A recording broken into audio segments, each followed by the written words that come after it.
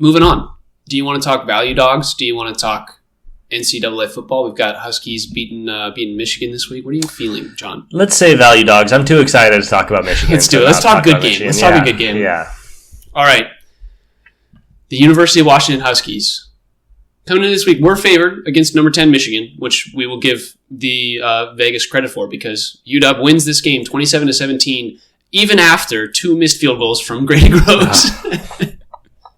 You and I were texting during this game. It was like, what is happening? This kicker was amazing last year. I don't know what's been going on. Yes. But a really, really solid game by the Huskies against what I think is a pretty fraudulent Michigan team. I think they played one of the top 10 teams pretty tough, and that was their one loss. And this really proved that. I think they dropped to 24. Like, I don't think they're a top 25 team. Correct. Yeah, they completely plummeted. They were.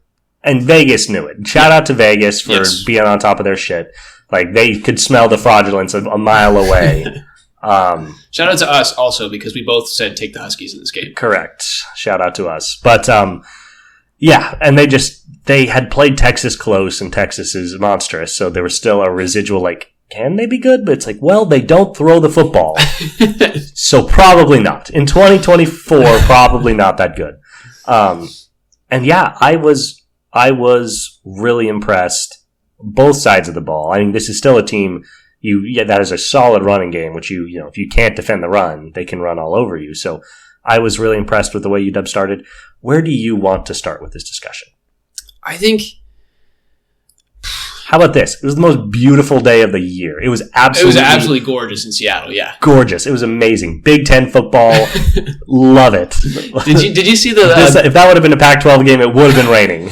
Did you see the Bill Belichick clip? He was like on the Pat McAfee show, and he was like, "Oh yeah, it was gorgeous." That was like the first UW game he'd been to. Nice. And he was like, "It was gorgeous out there, like Seattle, the stadium out there, everything's awesome." And they were just like raving about UW's, just like the weather and everything. Hey, like, Bill, come on, we'll take defensive coordinator. Don't feel like you got to go crawling back to the NFL, my guy. Yeah. So this, I think, what I want to talk about in general is this UW's team's defense. Like the UW defense is statistically a top 10 defense in all of college football. Really? Yeah, they're top 3 in passing defense. That is astounding. Yeah, like they're kind of middling in run defense, which we knew.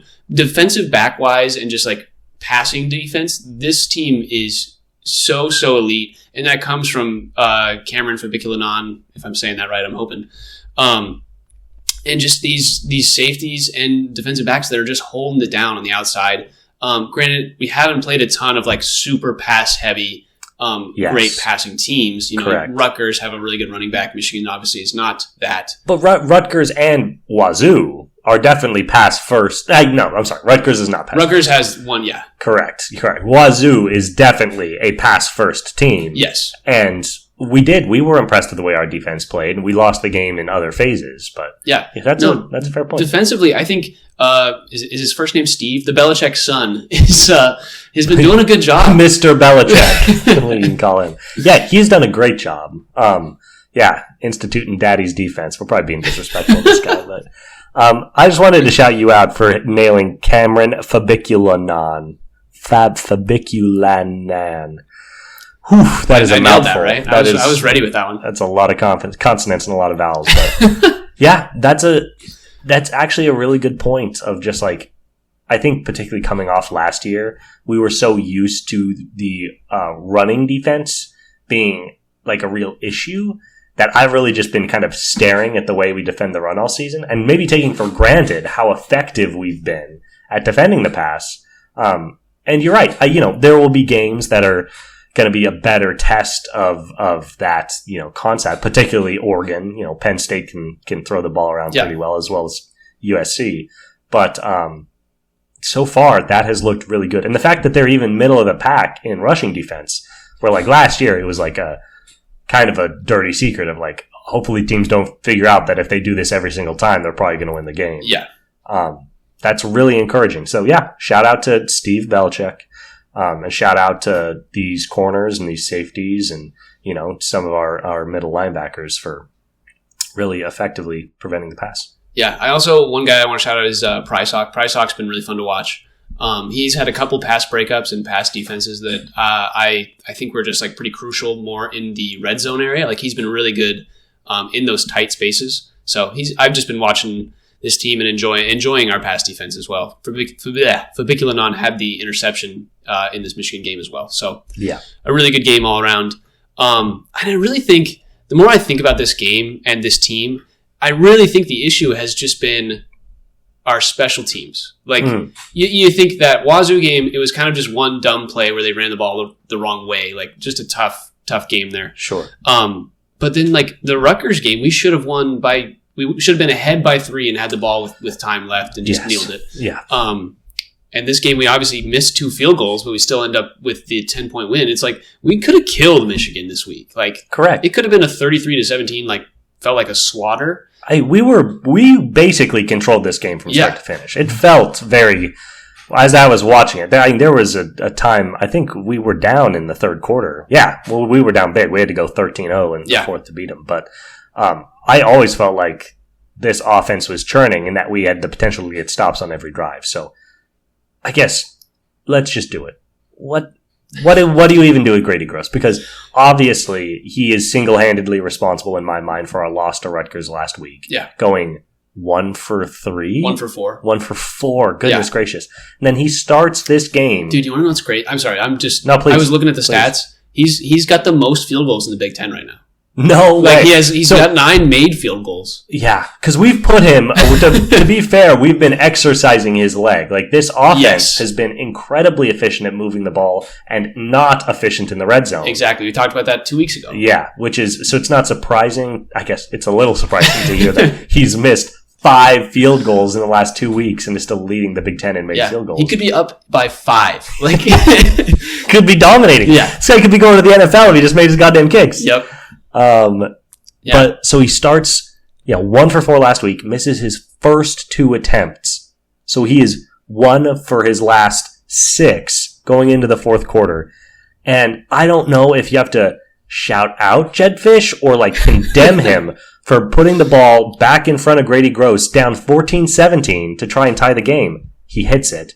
And then obviously hits another one later in the fourth to, build the cushion and kind of lock in the win. You winter soldier that man. You put him on like an electric chair and you just get rid of the last 2 weeks. Yeah, goddamn right. Yeah, electrodes to the brain style. But like, so I guess on one hand, like if he misses one more goddamn kick, like I live in Seattle and I will find him. But on the other hand, he did hit 2 really clutch kicks to, flip this game around in the fourth quarter. And obviously, he was amazing last year. It's hard to even relate him to the guy he was last year because he was so automatic and so clutch for us. Yeah. I don't really know what to do with him. You stick it out. He's the guy who earned a scholarship last year. He's got football is paying for his school right now. Yeah. So you don't want to do anything to hurt that. But we'll fucking earn your money then is what I say. I will say, efficiency-wise, UW scored 3 touchdowns this week. Like that's much better than we've seen. Yes. And I think that is something to point to and say, okay, offensively we've seen improvement here, and we're going to get less field goals to Grady Gross over the next few weeks. But really, when you look at it, like this offense has been so efficient. What is that? Including the 2 field goals that he missed, that's 7 trips within the red zone, basically. Trips that should have ended in points, which is really efficient. That's really good offensive production from UW here. And we've been talking about it for a while. It's like their red zone efficiency has been an issue. Yes. But we've seen a step up here against what is a pretty stout Michigan team defensively. Mm-hmm. I think I was more impressed this week with our offense. Obviously, special teams, like we said, was the issue. But offensively, we've looked pretty good. We've looked fantastic. And we were talking about how the box scores weren't reflecting how efficient this offense was. And, to be fair, we cleaned up the red zone stuff in this game, which is a big reason we put up 27 points and not 12. But what today was really just things kind of clicking in terms of water finding its level of like, when this offense is clicking at every phase, they're going to start scoring touchdowns. And they finally started scoring touchdowns. Will Rogers was a ho-hum Will Rogers game, 67% completion percentage, 270 yards and 2 touchdowns. That is every single week stuff from Will Rogers. He's one of my favorite quarterbacks in college football for that reason. His consistency week to week, what you get from this guy. He did throw his first pick of the season, which, it was bound to happen eventually. Correct. You don't want that hanging over him in a big game that he's never thrown a pick. So we'll go ahead and step past that. But yeah, Jonah Coleman was awesome again, leading our backfield. Desmond Williams Jr. had some nice carries. Our running game in general, we were averaging basically 4 yards a pop from every guy we handed the ball to. Yeah. Denzel Boston was awesome. Giles Jackson was awesome. Those two have clearly kind of, secured their spots along with Kiki Latu. Kiki Latu, he's our first string tight end, right? Yes, yeah. Okay, correct. Yeah.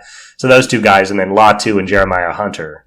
God, I love that we have 2 tight ends that I really like. Yeah, it's kind of like last year with Culp and Westover. Yeah. That was a good little tandem. Yeah, because Jeremiah is the Westover, and in that same role. That's a really good point. I'm looking at the passing of the quarterbacks that we've played. It's been I think 115 yards for the last 3 Big Ten games. Like it's That's just crazy. It really shows how good Mateer was. Also, like Mateer was really good in that game. Yeah, damn right. But yeah, this passing defense is just super impressive. I think this Iowa game is going to be a real test for our run defense because they don't really have McNamara's not really a big passing threat. Does that sound familiar to a team we might have just played this week? Yeah, it's one of those things where it's like.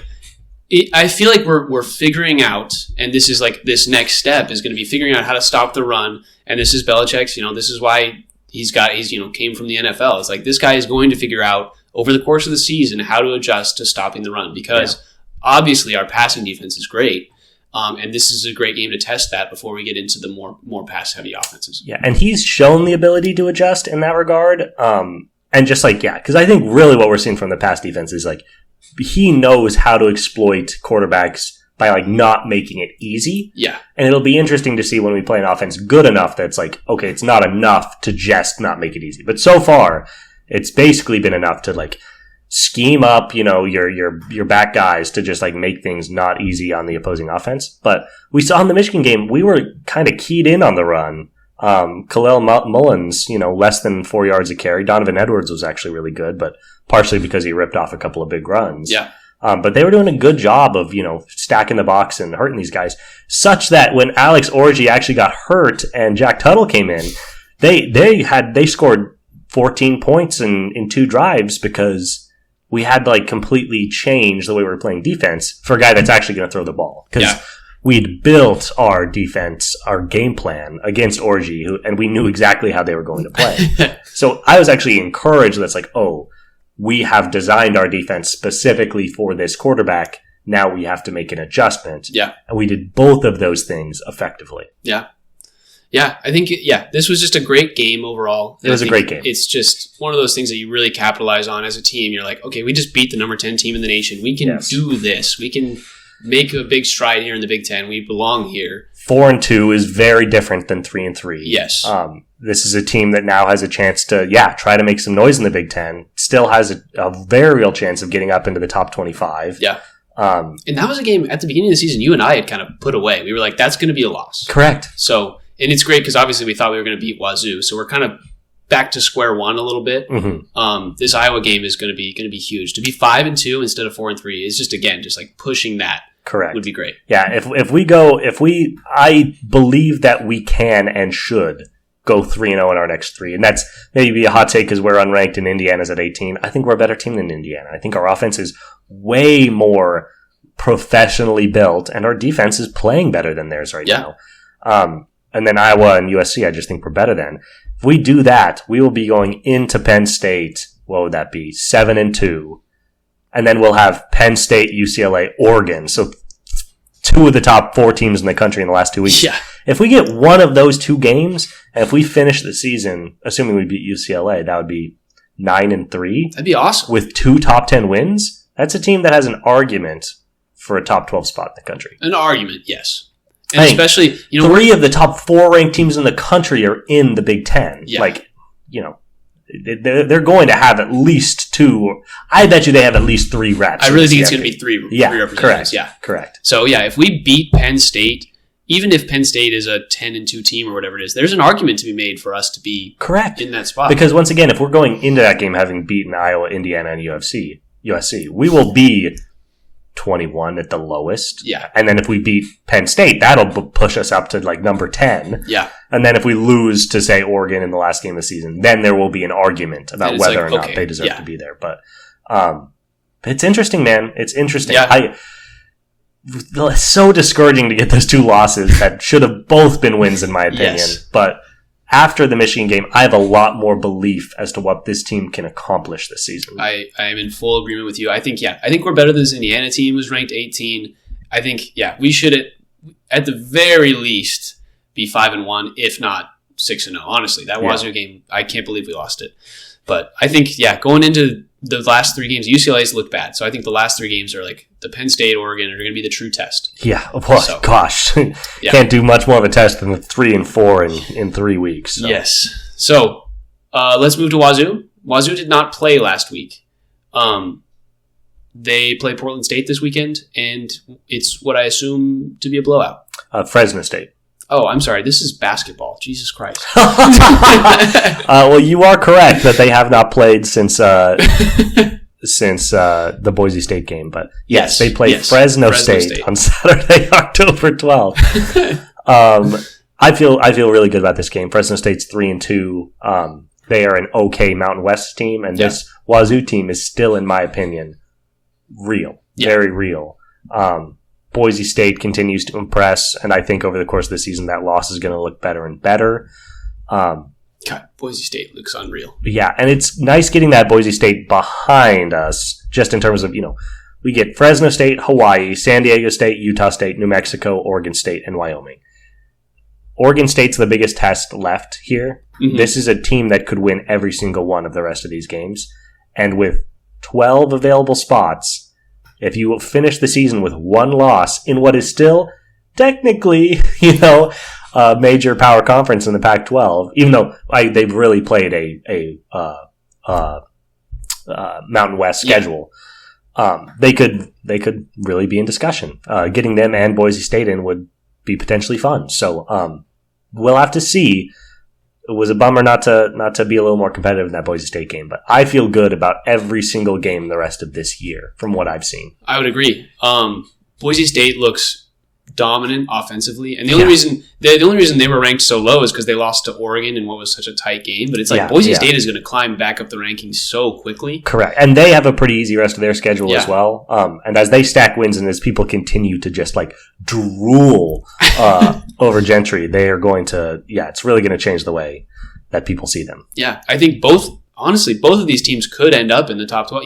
If Wazoo ends up sweeping, winning the rest of their games, and then Boise State wins the rest of their games, and they have Genty in the Heisman conversation, or as a favorite, it's like they're going to be a top 6 team in the nation ranking wise if they're 12-1 or 11-1, and Wazoo could end up being at that 11 spot. It really isn't out of consideration. Yeah, I just want to shout out Ashton Genty. I can't not talk about this. Keep doing the weekly checkup.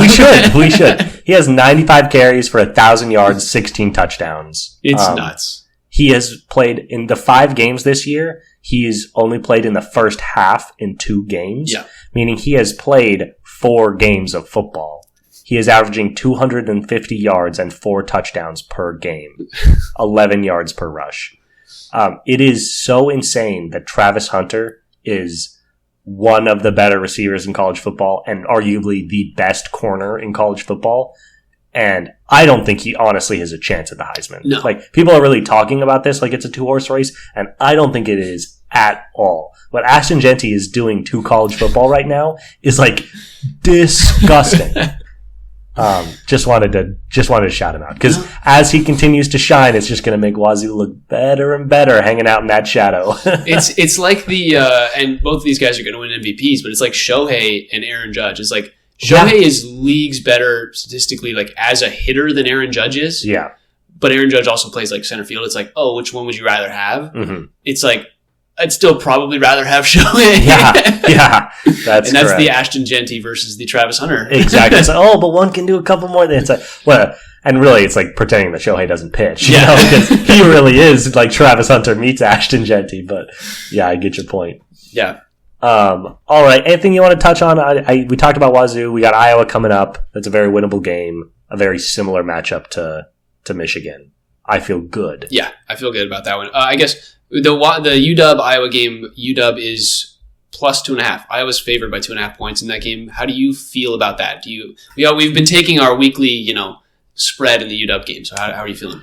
I feel good. It's so apparent why that's the case, and that's because we have played 6 games this season, and we are 4-0 at home, and we are 0-2 on the road, and this game is on the road. So I completely understand why it is. At some point, I believe that Michigan game shook me out of a stupor. I believe in this team and what they can do, and obviously, to do what they need to do, they're going to have to win games on the road. They're going to go out and they're going to win their first game of the season on the road against Iowa. Take the 2.5. Love that. They're like a worse Michigan team, but we're not playing them at home. Yeah, I know. I really like the plus 2.5 points there. I think UW's going to win this game, so take those points.